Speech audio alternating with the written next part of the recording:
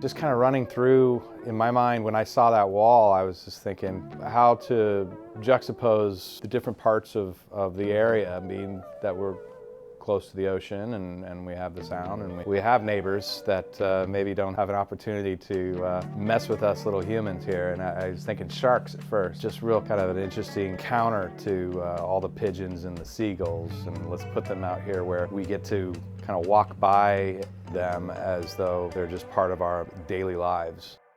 My name is Brad Noble, and I do just about anything that has to do with art, from painting to performance to murals, putting on a good show. There was a working title, the fish wall, the sea wall. I like to go with the wading pool. Ultimately, it's about bringing in the wildlife again into an urban setting, just kind of like having their little representation here in Bridgeport. I like to think that there's a little bit of, it's kind of a fresh feeling to me to see something so out of context, big blue, underwater, kind of out of our depth. I'd like for people to be able to walk around it and see all the little interesting anomalies. We have a giant squid, we have sharks, swordfish.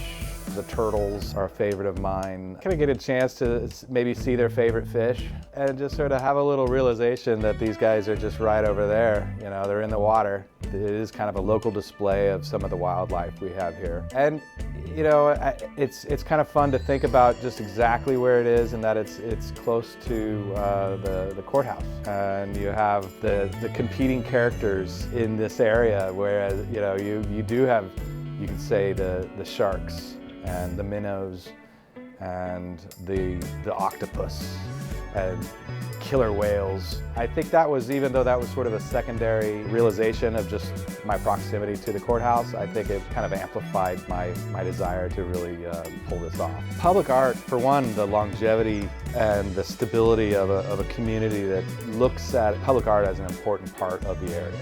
And for the people, as an artist, it's a way to give back and know that these pieces become a sense of pride for people that live in the area and that visit. Public art can get in there and reveal opportunities in areas that otherwise would just go unnoticed or become a little blighted. It's an easy paint job, so to say, and it could almost replace construction, if you could say that you don't need to fix.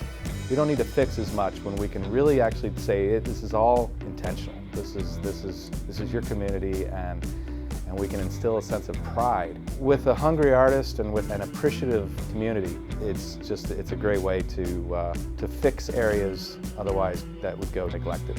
The ideal downtown, I would say, we get some bodegas and some grocery stores and some parks and murals, and we have a walking community, a place that is a destination all around. An active, engaged, and inspiring community would be an ideal downtown.